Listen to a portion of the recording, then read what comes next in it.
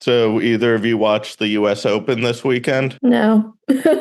I did not. Well, that is an anticlimactic way to kick off this one then. For those who are interested in golf, JJ Spaun won. It was his first major win. He sunk the putt on the last hole to be the only person over or under par at Oakmont, so that was very cool. And our guests on this episode would be interested in that, and maybe no one else. Hopefully at least two of our listeners. Jack, you opened this episode talking about a golf tournament. You know full and well me and Stephanie don't know anything about golf. Where's the cricket sound?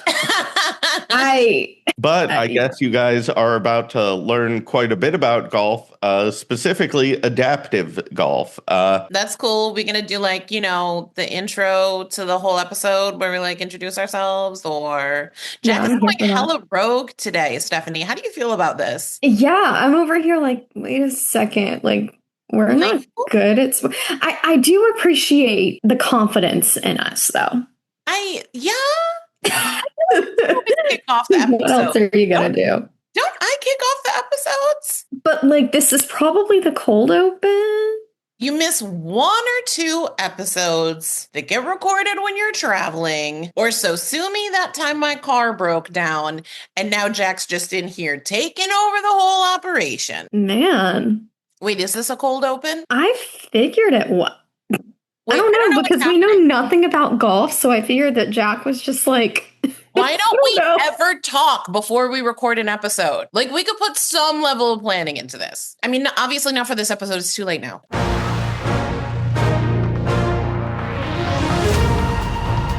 Well, Jack, I have to say, as our pro-host extraordinaire, that I think this month's episode, this topic, is truly your jam more than me or Stephanie will ever comprehend. So I think you have to tell the people what this episode is about this month. I'm excited. I finally did it. I finally got us to do a sports podcast. It has been years in the making, and I am so excited that we got to do it for this sport. My favorite one, golf.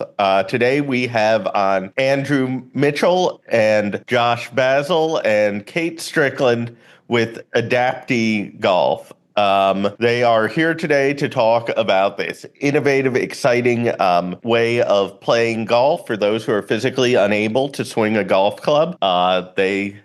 Josh and Andrew invented it, which is pretty cool, and I am so excited to have them on today. I will let them introduce themselves. Josh, do you want to kick us off? Absolutely, Jack. And Michelle, it's so great to be here today. And so my journey into paralysis started about 2 decades ago. I was on a family vacation at the beach in Delaware and turned my back to a wave. Wave picked me up and slammed me headfirst against the ocean floor. As an 18-year-old, I heard a loud crack, and it was my 5th cervical vertebra bursting. And since then, I've been paralyzed below my shoulders. I was first on a ventilator. I was able to wean off that, and then was able to go through the different hospital systems and found my way home after about 3 months of hospitals. And when I did return home, even before my injury, when I was actually the moment after my injury, when I was pulled onto the beach, I remember my dad running down to the beach. My friends got him, and he looked at me, and I was like, "Dad, what about our tea time tomorrow?" It was something that I was looking forward to all kind of summer long, just to be able to play with my dad. And he's like, "Josh, we're not going to be able to make this one." But when I did return home, I just always just had a dream of the game of golf and being able to play again, but physically I couldn't. And so that's just a little bit about me. Or the other thing I would share is I started a nonprofit and went through the vocational system in my state of Maryland, and ended up going from community college to undergrad to law school. And now I'm a practicing attorney for the last 13 years. So that's a little bit about me, and I'll throw it over to Andrew. Hi, Jack, Michelle, esteemed audience. Thanks for having me today. So Josh and I have been friends since I think 4th grade. And Josh grew up beating me up on the tennis court, and our lives kind of went different directions, and we sort of reconnected with each other while we were taking a few classes at a local community college. And we both connected over poker and golf. And so I was on the slingshot with Josh. I don't know, starting, what would you say, Josh, like 12 years ago, maybe was the first time I ever did it with you. So, 12, 15 years ago is kind of when this all kind of started up. Yeah, something in that range. And so we stayed friends and got out on the golf course maybe 2 or 3 times a year. And I was in between degrees at UMBC, and Josh needed a little help with daytime caregiving. I decided to help out for just a few weeks, and then a few weeks turned into March 14th, 2020, and I was very lucky to have a job. So I just decided, okay, I'm going to take everything I can learn from someone who excels in his field, and I'm going to take everything I can learn about caregiving and just see what I can make of this. And in that experience, we found that golf was one of the only things we could do that was safe during the lockdown. So we had such a good time golfing. We came across a piece of equipment that Rick Shields had done a video on, the Swingless Golf Club. And that was sort of the final piece of the puzzle to get us starting from the tee box with everybody else, and had an incredible time putting all those pieces together. Josh's invention, the pendulum putter, his way that he was able to put the slingshot together with all the degrees and the degrees that we use on the pendulum putter, degrees, power, etc. And then the Swingless Club, it was such a good experience being able to get out there and play and sharpen Josh's skill with the game, that we kind of collectively were chewing on this dream of how do we bring this to the rest of the country, because there was just no way that we were going to be the only ones, enjoying it the way that we were. So we applied for a grant from the Craig Nielsen Foundation last year, so 2024, around April. We got the confirmation that we got the grant. I want to say, was it late August last year? Yeah, it was during the Adventurous Weekend. We were bringing 50 families to an annual event that we do in Virginia Beach. So it was mid-August. I could tell you the date.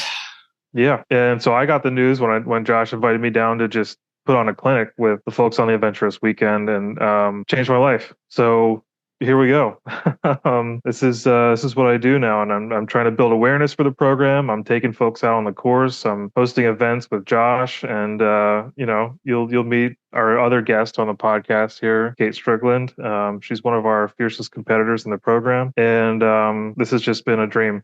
It's a dream come true to be able to spend my life, helping out the disability community, the mobility disability community, and to be able to permanently grow the game of golf. So Jack, just to give you another little background kind of the golfing journey per se. Basically, when I did return home from the hospital and being paralyzed below my shoulders, I started going back out to golf courses with my friends and family, and I'd always get on the course, but I'd be a spectator. And this for about 5 years after my injury, I kept going back, and I loved it. I loved being out there. I loved being surrounded by green grass and by trees and by the wind, by the sun. And that was just super special. But every time I left the course, I would always be frustrated because I mentally had the game to play, but I couldn't pick up a club or grab a club and swing it like I used to. So one night I ended up having a dream of this putting apparatus that could swing back and forth like a pendulum off of a pole and just go back and forth, back and forth. And next thing I know, that next day I went to the hardware store, got all this PVC pipe, an old putter, and rigged together the pendulum putting device that could strike a golf ball, and was able to bring it out to my local golf course, and it worked. And so that said, you know what? I could get the ball in the hole. How do I get the ball to the green? And at that time, tested a bunch of things out. We found that the easiest way to advance a golf ball was a slingshot, where you could have somebody put the ball in the pocket, and basically I'd be behind a caregiver or a family member or a friend who would be operating it, and I could direct them pulling it back. And depending on the power you pull it back or the angle of the slingshot in the air, you can basically drop it wherever you want on a golf course, anywhere from 5 yards to sometimes over 150 yards, depending on the strength of the person. It can go more than a football field and just drop the ball. So that's how we played the game of golf.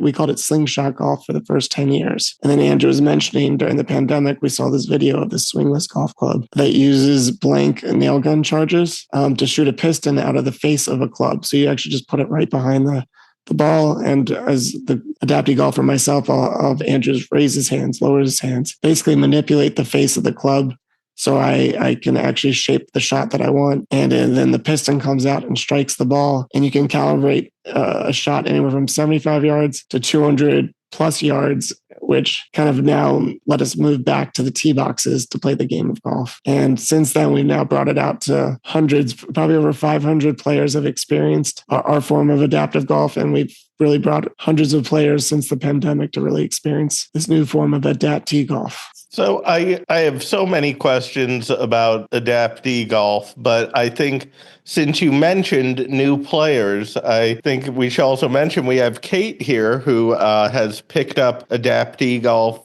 recently, and I've heard from you guys is quite good at it. So Kate, why don't you tell us a little bit about how you came to AdaptTee Golf and what it's been like for you? Sure. Thanks, Jack, and thanks for having me on this podcast with you all.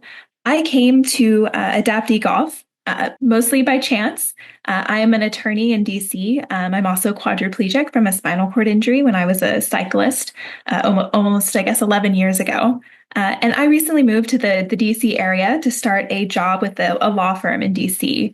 And when I was in law school, I was connected to Josh because he was a quadriplegic attorney who I could reach out to as a resource to just ask how to be an attorney while also disabled, which seems a bit more challenging than one might otherwise expect.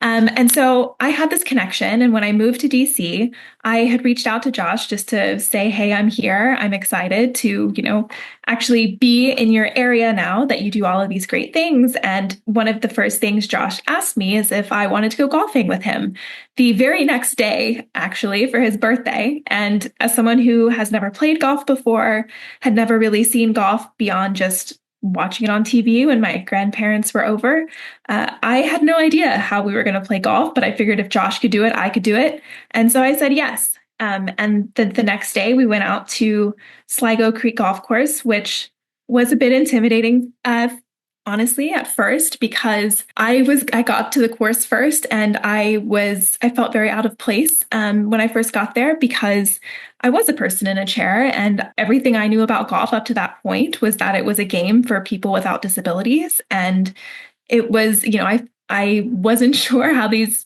golfers are going to view me in my chair at this venue. And what I found out that day is that, first of all, Sligo Creek is the most inclusive and welcoming place that I could have gone to for golfing. And also that Josh and Andrew have cracked the code and we definitely can golf and it's a lot of fun. And it is a wonderful way to get outside in the sunshine and fresh air for especially me as an attorney who I spend most of the time behind my computer.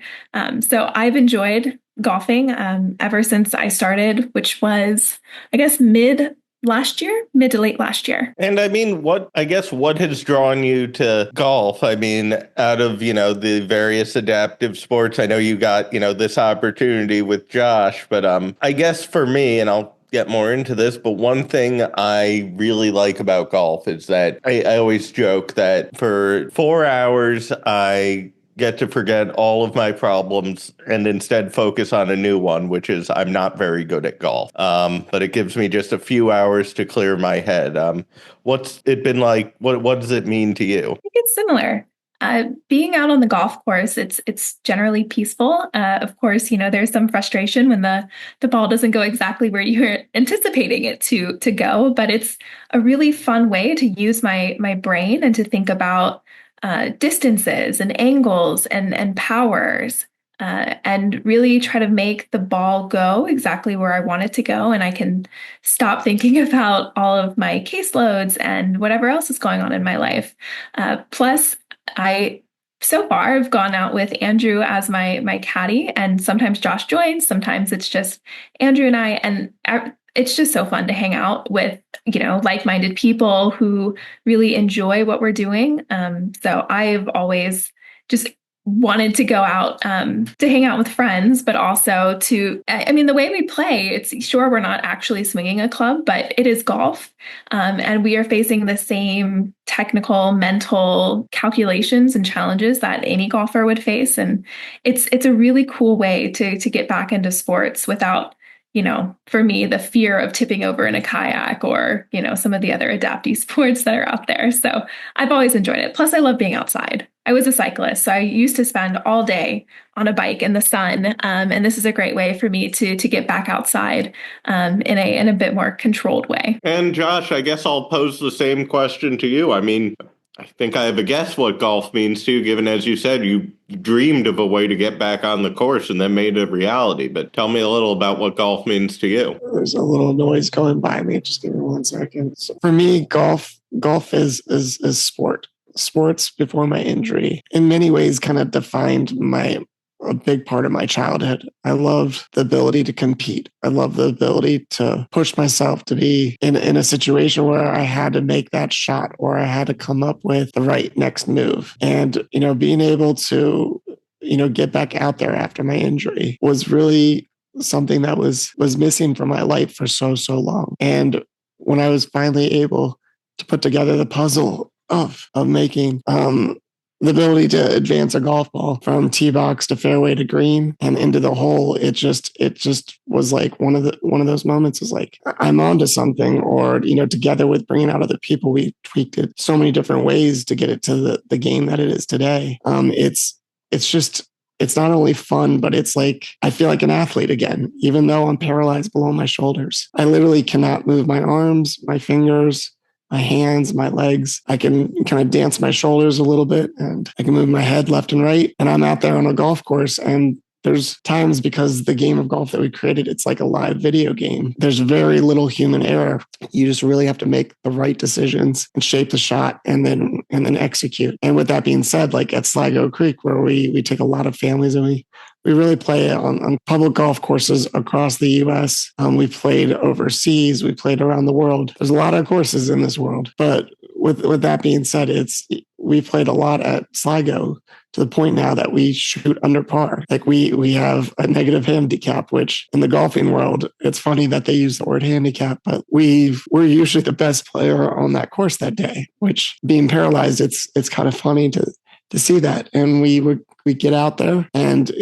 I know later on we're going to talk as a little teaser about what Kate and Andrew and I did last month at Sligo again in a golf tournament, match play event that we were participated in. But it's one of those things that it's a game for all abilities. Like, you don't have to have a spinal cord injury to play it. You just have to have a willingness to try. You can be paralyzed. You can have you can be an amputee. You can have any disability or no disability and experience the game of golf the way that we are approaching it. And it's a great way to turn heads, but it's also a great way to have fun. And even at like Sligo Creek, it's one of those inclusive places where they even have like soccer golf there, where you actually can play golf with a soccer ball, and they have different holes lined up throughout the course. Like it's just golf. Golf to me is such a beautiful way, as we've all kind of said, of getting out of the house, kind of forgetting about your day-to-day life and problems, and just having fun or struggling through a course, which is, that mental battle and the puzzle of getting from the start to in the hole, which, luckily at Sligo, you got 9 holes, which I even think over time, I'm actually enjoying it even more than 18 holes, because golf can be pretty long, and having just 9 holes, it's just like the perfect taste. A lot of people love 18 because after the first 9, they feel like that's the warm up. And then the back 9, they can really get their game on. But anyways, that's a little bit about AdapTee Golf that I wanted to share. You guys are actually making me want to take up golf now. It sounds amazing. I also am someone who enjoys being outdoors on a beautiful sunny day. Let me say this: outside. I'm not outdoorsy. I'm outsidey, right? I'm not trying to be hiking in the woods. So I feel like a golf course might be the right zone for me to get my outside time and my sunshine without, woods. But I digress. I wanted to ask, as someone who doesn't know a lot about golf, with AdapTee Golf, I guess everything that I know about like a golf caddy comes from what they tell you in the movies and on TV, where the caddy you have a relationship with your caddy. Maybe they provide make some recommendations, I suppose, when you're getting ready to swing or picking your club, or I'm really trying to sound like I know what I'm talking about. And I was wondering to what extent AdapTee Golf kind of mimics that relationship between the golfer and the caddy, or if it's a little bit different than how we think of that traditionally. I'm happy to take this one. So when I'm performing as a caddy or Josh and I are out there playing around together, I have the job of it being a conversation about, I see this putt this way, and I think it's got this much break, and we think it's a 35-degree putt, and this is our aim point. Like all these little things that, in able-bodied golf, that's what a caddy would be doing, right? And so in that respect, it's the exact same. And Josh and I do not agree on most things as we get up to the ball, but we've done this for so long that we kind of whittle things down to a point where we do agree, and it's just a very quick back and forth.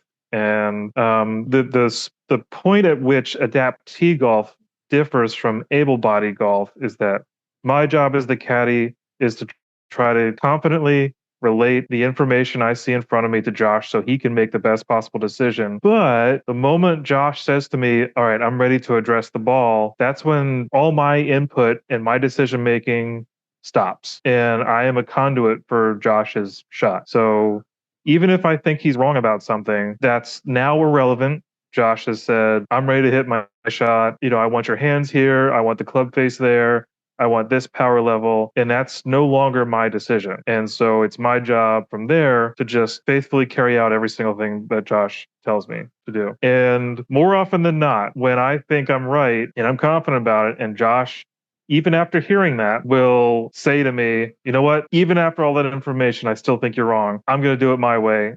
I would say 9 times out of 10, Josh is right. And that's just how it's played out in the years that we've been playing AdapTee Golf together, and that's what you have to do as a caddy. And it's really tempting to try to make a micro change, or you want your player to do as well as they possibly can, and you think that you're helping by making a small change. But as a caddy, if you make that small change, you are taking autonomy away from the player, and that's not your job. I mean, the job is to make sure that people play well. Your job is also to make sure that people make mistakes and then learn from them. For me, that's one of the biggest joys in golf, is screwing up a shot and standing there and going, wow, geez, what went wrong there? And how do I get better at it next time? That's really helpful, Andrew. Thank you.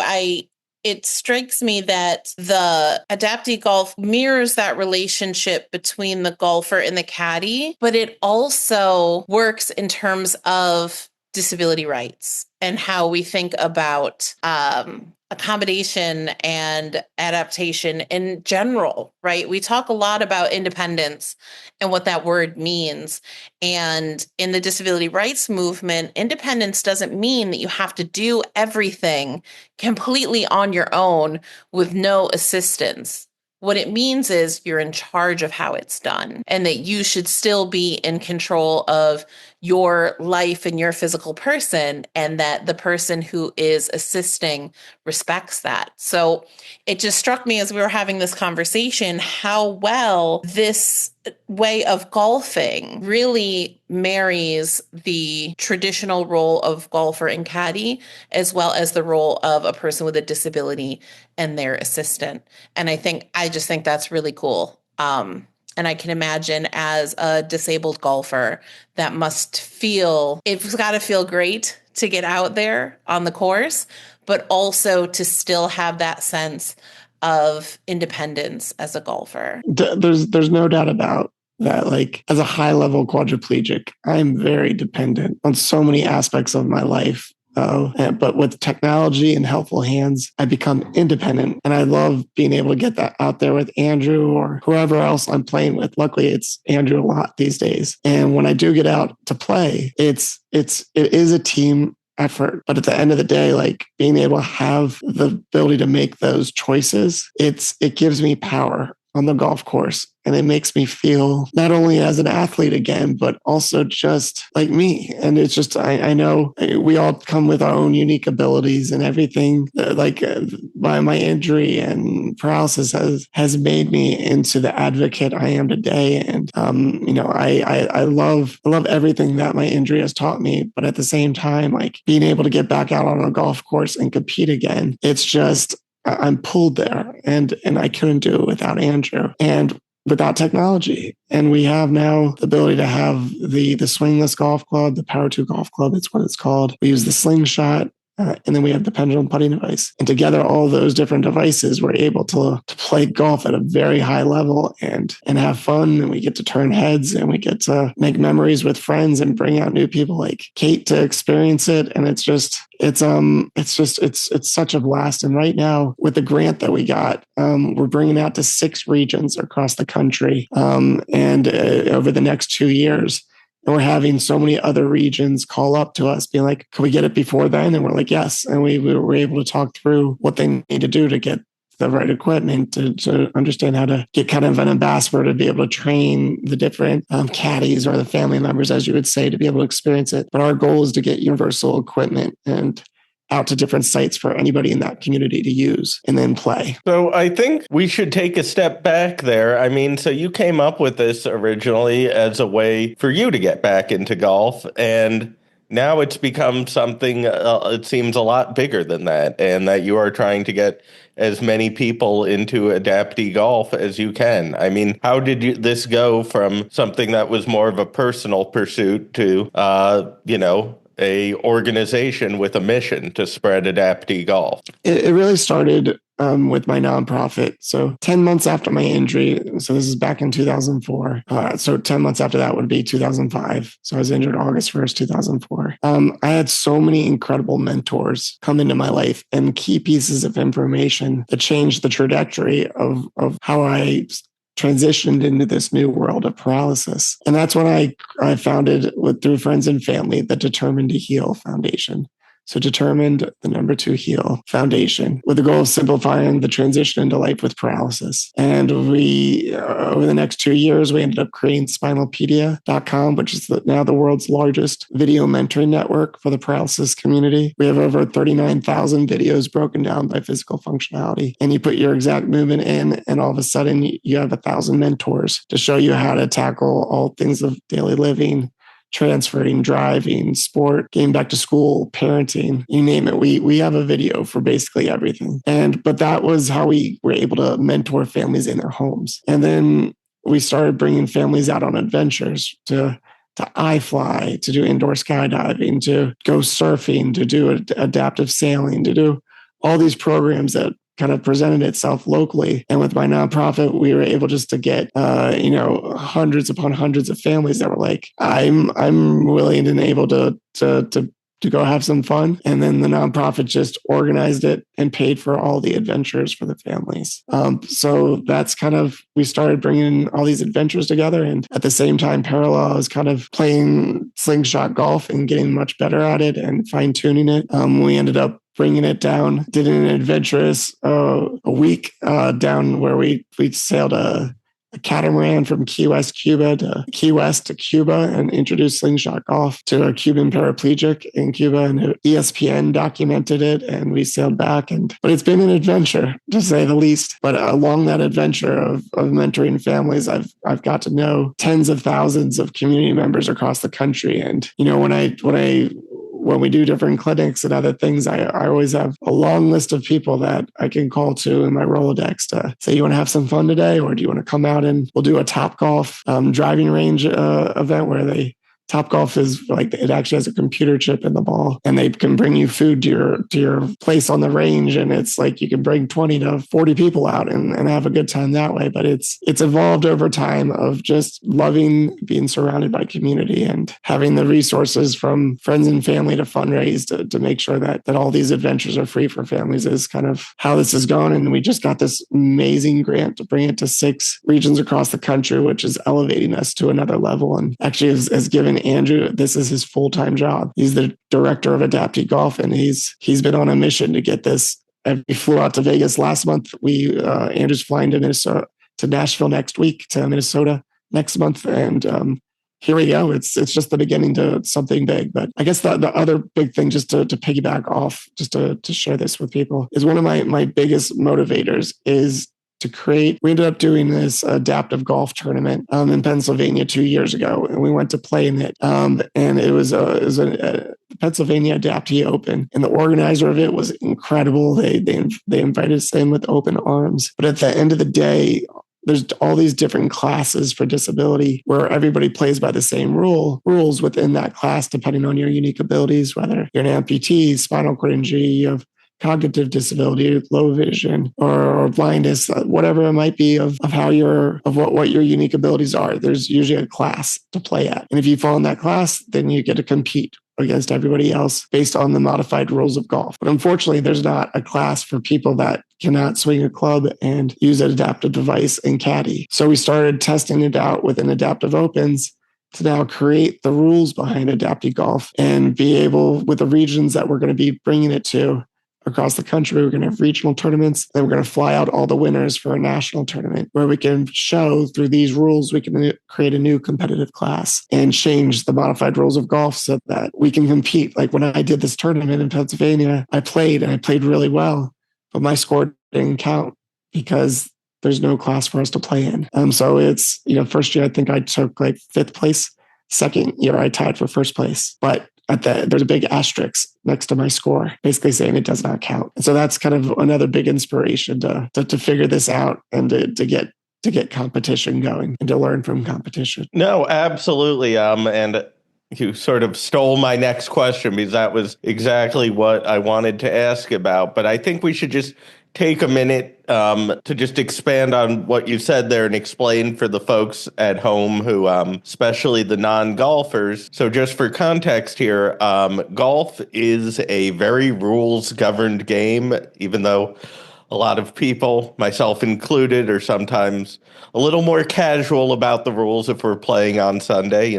Don't always count the penalty for sinking one in the water off the tee box because I'm out there to have fun and I'm not on the tour. But if you're playing golf in a competition, there is the USGA rule book that governs. I think you might agree, Josh, it would be fair to say it governs pretty much everything. And there are modified rules for people with disabilities. It's, I believe, Rule 25. And as Josh alluded, there are various modifications or what we might even call accommodations for people with disabilities. But as Josh is pointing out here, the rules do not cover when someone is unable to swing a club. So it is so exciting that you're trying to build this new category of golf. And I assume with that in mind, are you hoping to get a modification to the USGA rule book? And that's the dream right there. And we've had one of the things I've learned since my paralysis is the importance of mentors and being a mentee. So basically for the rest of my life, I'm going to be mentoring and I'm going to be a mentee, and there's always more to learn. There's always more to give, but I've had some really incredible mentors in the game of golf, especially in the adaptive world, of being able to connect with other national organizations that are bringing the game of golf to all abilities, to Andrew connecting with like a past PGA professionals or the CEO of the PGA, things of that nature. We basically picked all their brains and even people on the governing committee. What do we have to do to actually bring this? And they first said, you need to test it out. You need to get people to start playing the game, and then you need to bring it into a competition and learn what works. What do you face? What are the different parts of the game where you're not thinking of a rule to make it so that it's even and consistent for everybody else, so everybody plays by the same rules. So for us on the tee, we call it AdapTee Golf. So that's ADAPTEE Golf. So it's got the TEE, AdapTee. And so we actually use tees, different heights of tees. So off the tee box or on the fairway, you can use any of the different heights of tees that you want. But if you end up going in the rough, it brings you down to a lower level tee, which gives you less ability to shape a shot and to be able to have a higher trajectory for it to land on a smooth part, or if it lands in a bunker, depending on where the bunker is on the course, if it's right on the green side, or if it's a fairway bunker, you have a different tee that you can use. But basically, wherever the ball lands, you have the ability to use a tee, or if you don't want to use a tee, you don't have to. I always choose to use it because it just gives you more clubs in the bag to choose from, in my opinion. And then there's different rules because a lot of times our power wheelchairs are so darn heavy, we never go onto the green itself. So we go around the greens. But thanks to the pendulum putting device, the way that it's set up, you can actually see the lines on the back of the putter and be able to manipulate the club through Andrew's helpful hands or the caddy's helpful hands to choose the correct angle and the path that it's going to go. And then on the shaft of the club, there's a protractor with different degrees. So I know a 1 degree putt to 180 degree putt, there's a different, I can choose a 5-foot putt or a 120-foot putt, depending on the degrees that we select. And then when the ruler arm points to the ground, it actually just swings, connects to the ball, and you have that distance. But obviously golf is tough because you never get really a flat putt. It's usually uphill, downhill, breaking left or right. Golf's hard. It's a very hard sport, but you got to make the right decisions.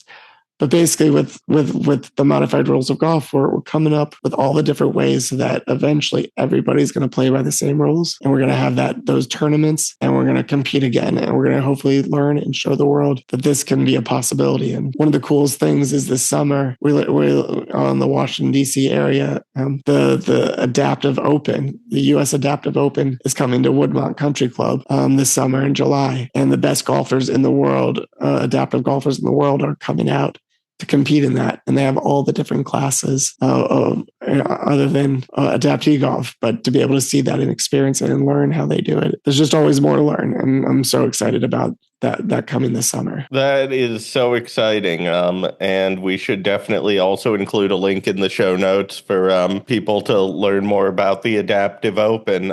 There is so much more I want to ask you, but I think I might close with this. Josh, from the sound of it, I have roughly similar stock yardage to you with the driver. How do you play the 9th hole on Sligo? I always end up a little short on that dog leg right, and then I'm trying to get it through the trees. What's your strategy? So this is the last hole is the 9th hole. It's the longest hole on Sligo Creek. It's a par 4, but it's got this big dog leg right. From the 4 tees where we play at, instead of going around playing it smart and shooting it straight down the fairway and then taking another shot to the green, I actually go over these huge, ginormous trees where I get to cut the distance in half. And I just skyrocket it at 200-yard power straight up in the air. And then it just drops like on a dime right on the green. And it's one of the coolest.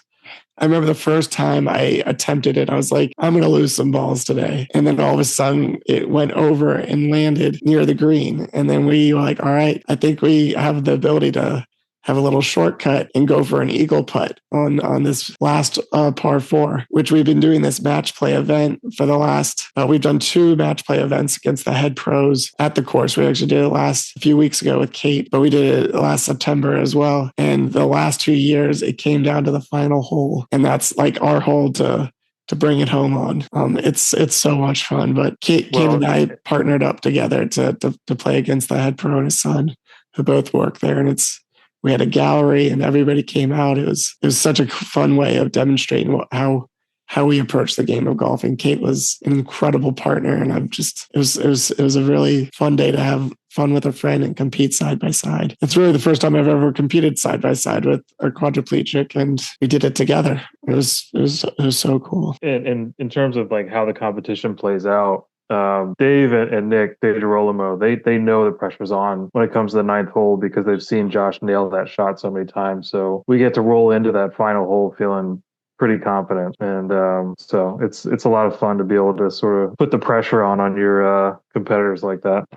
That is, I mean, thank you for sharing both what it means to you in a competition, and I think I'm now going to lose a sleeve of balls Sunday when I try to shoot it over the trees, because you gotta try to go for it. You gotta get high. That's the key. Both Dave and his son ended up trying to go over the trees, and they didn't hit it high enough, and they lost both their balls in the woods. But because we were actually, it's fun to go after it, and I'd love to go out with you and play, and maybe Kate and I can have a fun round with you, and it'd be a fun local adventure to go on. That's like another podcast episode. I think we need to make that happen. I mean, I think it'd be pretty cool if we could find a way to just have us mic'd up for 9 holes or even just a couple holes. Like, I think it would be interesting to hear. You've heard a lot about how Josh thinks about and pursues the game. I think it would also be really interesting to like get that new player perspective. Like, what is Kate saying to me when she's thinking about setting up a shot?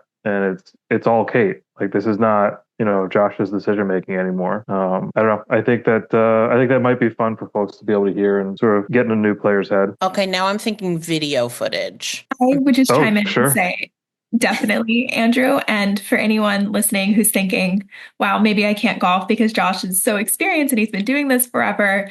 I've played 5 rounds of golf at Sligo Creek. That is it. I had no golf background before that.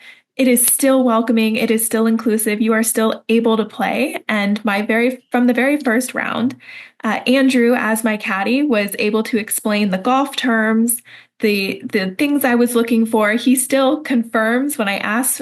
I should know this by now, but I always ask. So I'm shooting for this particular position, right? And making sure I'm looking at the right place. And the whole program is so welcoming and great at educating new players that I never had anxiety after the first hole that I wouldn't be able to do any of this because I had absolutely no background in golf. So just a quick reminder that anyone can play, and it is super fun to learn. I can't say I'm perfect. I will never be perfect at this game, and my balls still occasionally will randomly cut right or left when I wasn't anticipating that. But you do learn, and you do start to remember some of the lingo like eagle putt and birdies and everything like that. I'm slowly learning, but it is accessible, and don't be intimidated, even if you don't have a background in golf. If people listening do watch our Sligo Creek match, which I think we'll be able to send a link over to you guys.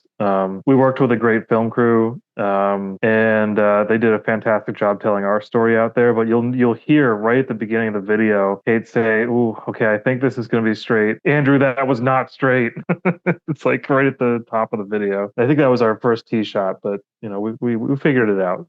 And we ended up taking that shot, by the way, Kate, that you said was not straight. It was a great drive, I thought. And just for anybody that's here just today, this AdaptTee Golf is a game for all abilities. If you think that you've been blocked out from playing and with the willingness to try and the right equipment and helpful hands and getting out there, just showing up, getting out there, you might find a new sport in life that can be a lifelong sport, or you might find the sport that you don't want to do. But if you don't get out there and try it, or experience the world around you within anything activities, you just never know. And for anybody that wants to learn more, go to AdaptTeeGolf.com, and we'll have a URL in the description, or we're gonna have Andrew's. It's Andrew at spinalpedia.com, and Andrew could share with you how you could bring it to your region, and just basically, we're here to expand the game of golf to all abilities. So we can't do this journey without you. So if you're interested, hit us up. And again, Jack, Michelle, thank you so much for having us on your program today. Okay, guys, I'm in. You've sold me. We're going to go. I'm going to learn how to play, and I'm going to learn the lingo and everything. We're going to bring our film crew. Our film crew is Jack, literally just Jack. Actually, Jack wants to play. We'll make Stephanie work the camera, and we're going to make this happen. I sense a short film. Stephanie's blind. We'll get somebody else to work the camera. I love it. Sounds like and don't forget the outfit. A great day. It's a key part of the game. We gotta look good to feel good. Sold. Oh yeah. Sold. Yeah. Stephanie and I are on this. We're going to learn golf. We're very into the fashion. All right. Deal. Love it. Wow, that was a really fun episode. I'm glad I managed to finally get a sports one. I know this has been a dream of yours for a long time, and I'm happy I could be a part of it. And I actually learned three things about golf, and we're going to go golf with them. And Stephanie's going to record and work the camera, right, Stephanie? Of course, especially working the camera. I'm really good at cameraing. You have such an eye, and they definitely call it cameraing. Yes. Yes. Exactly. And not filming or recording. Right. Exactly. Cameraing. Right? Yeah, Yes. that's one of my core job functions is cameraing. Cameraing and podcasting and social media-ing. Yes. Yes. I'm here for it. And you know what else I'm here for? Oh, no, this is a joke, isn't it? A joke, and it's kind of slightly athletic. So anyway, why did the bike fall over? Why did the bike fall over? The bike fall over? Got any guesses for me? I'm so scared. I have no idea where you're going with this. These Come trips on. me Come every- on. Somebody's got to guess at least once. I have to take Lexapro to get through this part. I have no guesses. Okay, Stephanie, why did the bike fall over? Because it was too tired. Get I get it. it? Are you okay? Is Michelle laughing? Jack just saying, I get it very dryly. Well, you heard it here, folks. That was a good one. Before we wrap up, guys, I have to say a very special shout out on this episode to close family friend, Navyman, and all around good guy, Andy. You may not know he is the most avid listener of this podcast. You may recall last year, 2 years ago, when I called out my mom when we found out she didn't actually listen to my podcast. And I threatened to call her out on every episode until someone told her. It was actually Andy who came to our rescue and made her start listening. And when I saw him recently at my niece's christening, he reminded me that I have not given him a shout out in a while. So, hey, Andy, we love you. Thanks. OMG, yay, another listener. Thank you so Yes. much, Andy. So now I want to say that we have two, but I'm pretty sure my mom hasn't actually been listening. What? Yeah. So we're going to have to, Andy, get on her again. Okay. Thanks. Appreciate it. And shout out US Open winner JJ Spaun, who I learned has a disability. JJ, if you'd like to be on the podcast, you can reach us at podcast@ndrn.org. JJ Spawn's like the coolest name I've ever heard. Jack, do you want to tell the people where they can find us on social media? Yes, you can find us on Facebook, Twitter, Instagram, LinkedIn, Blue Sky, Threads. Probably not TikTok. I don't know. I've given up on the whole concept. Haven't we posted a TikTok? No. I thought we had. We have never posted to TikTok. Oh. And if I have my choice, we never will. Until next time, folks. Bye.